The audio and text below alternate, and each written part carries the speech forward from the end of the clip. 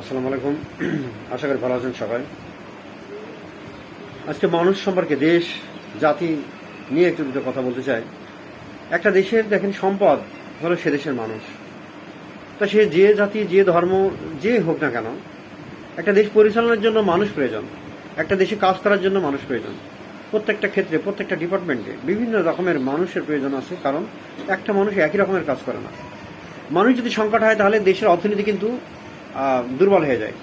কোনো দেশে মানুষ যদি কম হয় তাহলে সে দেশের অর্থনীতি বেশি আকারে হয় না। অতিরিক্ত মানুষ হলে যেমন কিছুটা ক্ষতি, তার চেয়ে বরং কম মানুষ হলে সে দেশের অর্থনীতির আরও বেশি ক্ষতি হয়। এই জন্যই আমেরিকা বা অন্যান্য দেশ যারা এই গবেষণাটা করে, মানুষের প্রয়োজনীয়তা উপলব্ধি করে, তারাই কিন্তু এই যে বিভিন্ন ডিবি লটারি করে মানুষকে নেয়, অন্যান্য দেশ থেকে মানুষ নেয়, এবং সেক্ষেত্রে তারা কিন্তু জাতি ধর্ম দেখে না। জাতি ধর্ম না দেখেই তারা কিন্তু মানুষকে গ্রহণ করার কারণ কি, মানুষের প্রয়োজনের কারণেই ওই দেশের বা মানুষের অভাবের কারণে ওই দেশের শিল্প সাহিত্য বা যে কোনো কলকারখানা যে কোনো জায়গায় তাদের কাজে ব্যাঘাত সৃষ্টি হচ্ছে। এটা তাদের গবেষণায় তারা বলে। যেমন জাপানে কিন্তু একটা বড় সমস্যা, এখন মানুষ কমে যাচ্ছে। এদের এক নম্বর সমস্যাই হলো এখন মানুষ কম হয়ে যাওয়া। অনেকে বিয়ে করছেন, অনেকে সন্তান কম নিচ্ছে, ইত্যাদি ইত্যাদি।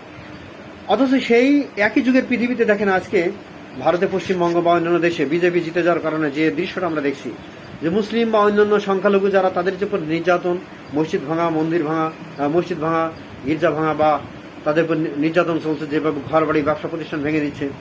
অথচ প্রত্যেকটা মানুষ সে দেশের সম্পদ, প্রত্যেকটা মানুষ হলো সে দেশের অর্থনৈতিক চালিকা শক্তি। এই বোধটা বোঝে না। এই মূর্খ অশিক্ষিত বর্বর জাতি হলো একটা, এই যে মোদির এই দল বিজেপি। আর এদিকে আমরা আগেও সেই দৃষ্টান্ত দেখেছি, মিয়ানমারের যে বৌদ্ধ শাসক গোষ্ঠী ছিল, তারাও রোহিঙ্গাদেরকে ঠিক এইভাবেই বিতাড়িত করেছে। অথচ সেই রোহিঙ্গারা কিন্তু ধান উৎপাদন করত, তারা কিন্তু ধান উৎপাদন করে দেশে সমৃদ্ধি আনতো। হ্যাঁ, সে দেশে অর্থনৈতিক দিকে তারা উন্নতি করত। কিন্তু আজকে এত বড় মূর্খ বর্বর এই পৃথিবীতে বর্তমানে আছে, যাদের কোনো গবেষণা নেই, যাদের কোনো দেশের উন্নতির কোনো চিন্তা নেই, যাদের কোনো পরিকল্পনা নেই।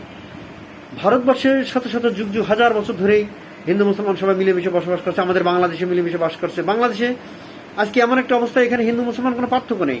হিন্দু সনাতন ধর্মে তারাও তাদের স্বাধীন মতো ধর্ম পালন করছে, আমরা তাদের স্বাগত জানাচ্ছি। এমনকি আমার গ্রামের একটা ঈদের মাঠে একটা হিন্দু ছেলের জন্য আমরা টাকা তুলে, চাঁদা তুলে দিয়েছিলাম। তার পা কাটা লাগবে এই কারণে, নদীতে সে কাজ করতে গিয়ে শামুকে পা কেটে গিয়েছিল, আর এই কারণে তার পায়ে গ্যাংগ্রিন হয়েছিল, এবং সেই পা কাটার জন্য ঈদের মাঠ থেকে আমরা তুলে দিয়েছিলাম। এটি হলো ইসলাম, এটাই হলো মুসলমানদের সৌন্দর্য।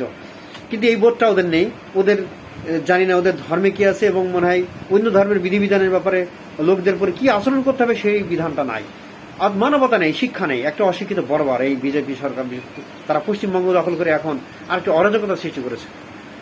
এখন তারা যদি এটা বন্ধ না করে তাহলে নিশ্চয়ই এর প্রতিফল খুব খারাপ হবে।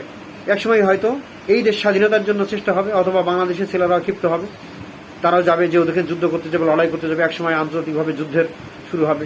অথবা ভারতের যদি সরকার বন্ধ করতে না পারে, তাহলে অবশ্যই ইরান সরকার হরমুজ প্রণালীতে তাদের ভারতের জাহাজ বন্ধ করে দেওয়া উচিত। বন্ধ করলে ওরা সোজা হবে যে কিভাবে যাতে তারা মিলেমিশে বাস করতে চায়। অথচ তাদের সংবিধানে আছে, সংবিধানকে নাকি পবিত্র মনে করে। অথচ তাদের সংবিধানে ধর্ম নিরপেক্ষতার কথা রয়েছে, যে শত শত হাজার বছর ধরে যে ভারতে বসবাস করে আসছে। একসময় ভারতের অংশ ছিল বাংলাদেশ, পাকিস্তান, সমস্ত অনেক রাষ্ট্র। সেই সংবিধান থেকে তারা দূরে সরে যাচ্ছে। তাহলে তাদের কিসের ধর্ম? সংবিধান মানাটা একটা ধর্ম, অথচ তারা সেটা মানে না। এবং ন্যায়সঙ্গত ধর্ম, মানবিক ধর্ম, যে জাতি ধর্মের ঊর্ধ্বে মানুষকে ভালোবাসতে হবে। প্রত্যেকটা মানুষ তার নিজের ধর্মে থেকে সে যদি দেশের ক্ষতি না করে, দেশের যদি কোনো উন্নতির দিকে অংশ নেয়, তাহলে সে তো সে দেশের সম্পদ। এই সাধারণ ব্যাখ্যাটা বুঝে না এই মূর্খ বর্বর জাতি। এরা কবে যে মানুষ হবে? এই দেশে কি কোনো শিক্ষিত মানুষ নেই? এই ভারতে কি কোনো শিক্ষিত মানুষ নেই, কোনো জ্ঞানী মানুষ নেই? তারা কেন নিষেধ করছে না? তারা কেন বলছে না যে তোমরা যা করছো এটা বর্বরতা? কেন মসজিদ আর কবরস্থানে আগুন লাগাতে হবে? কেন মুসলমানদেরকে বিতাড়িত করতে হবে? কেন হত্যা করতে হবে? সে কি অপরাধ করেছে? সংখ্যালঘুরা তো এমনি মাথা নত করে থাকে, তাদের চাকরির সুবিধা নেই, তাদের অনেক সুবিধা থেকে বঞ্চিত করেছে। সেজন্য আমরা সোচ্চার হই তাদেরকে শেখানোর জন্য।